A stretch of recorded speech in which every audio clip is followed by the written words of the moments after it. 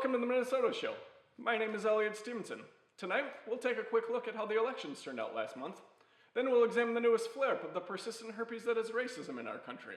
And of course, we'll give you a little insight into the newest hot-button topic in America, immigration. But first, a look at the weather with Karina Celine. Thank you, Elliot.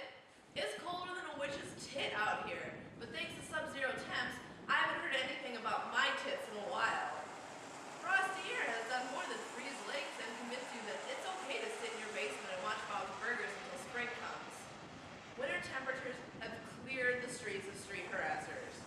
For the first time in months, I'm able to watch a class without some asshole telling me what he'd like to do to my asshole.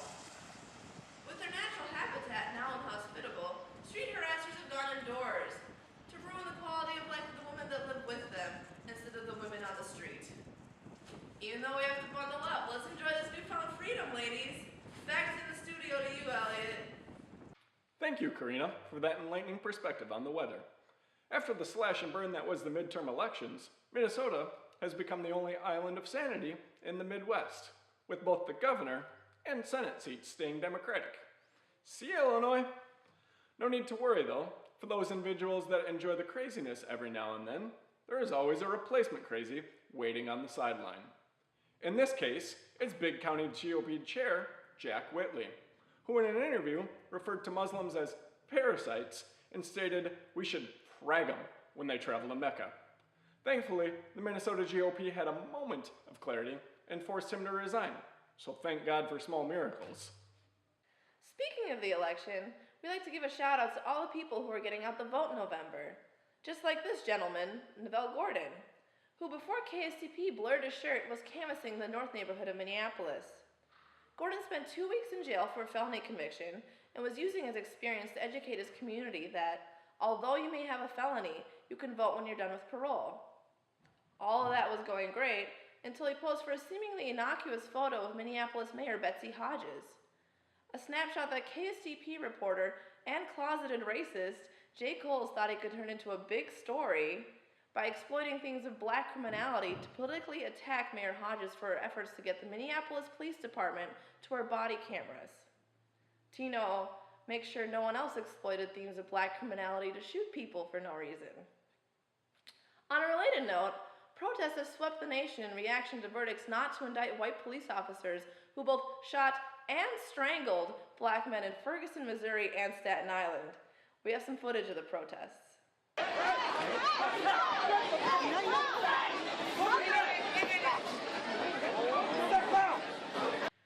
Oops, that's actually Black Friday store openings, a race-neutral violence event.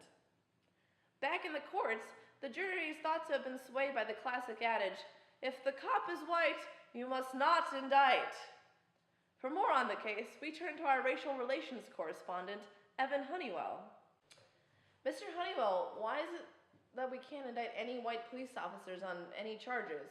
Even in the case of Eric Garner, where we have video footage of an illegal chokehold being used on him, the same chokehold that resulted in his death.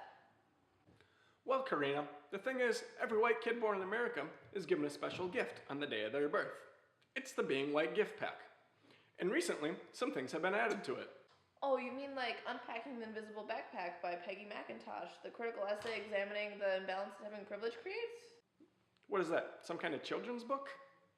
Sounds like maybe they should call it Horton Here's a Bleeding Heart Liberal.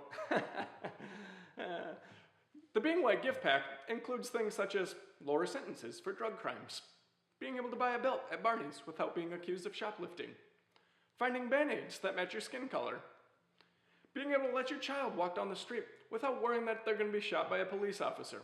You know, the little things that make being white so perfect. All those sound like they should be the base level of existence for everyone, regardless of race. No. These are just special for white people. If we started handing them out to everyone, things would get way too equal. White men have worked way too hard to get where they are. Plus, if we started letting all the black men out of prison, where would we get our free labor? Yeah, it would be a tragedy if we started paying inmates more than $1 an hour to make Victoria's Secret underwear and dorm furniture. Exactly. I would lose money, and we don't want that. And today, I'd like to announce a special addition to the Being White gift pack. 1 free shooting of any black man or child of your choice. See a black kid walking down the street? Shoot him. We don't care. See a black man on your beat? Don't worry about it. Just choke him out. We promise to find you not guilty, because finding a white man guilty in this day and age should never happen.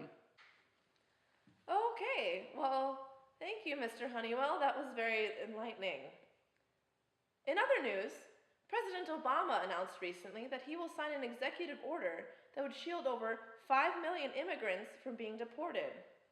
Republicans in Congress responded with an expected, nah, you can't do that, that's cheating, we're going to go tell mom. Retiring Minnesota Congresswoman Michelle Bachmann weighed in on how Republicans feel about President Obama's decision to not continue ruining people's lives through deportation. On a visit to the Mexican-American border last week, Bachmann commented on why she disagrees with giving immigrants a path to becoming citizens. Bachmann stated that the social cost will be profound on the U.S. taxpayer. Millions of unskilled, illiterate foreign nationals coming into the United States who can't speak the English language.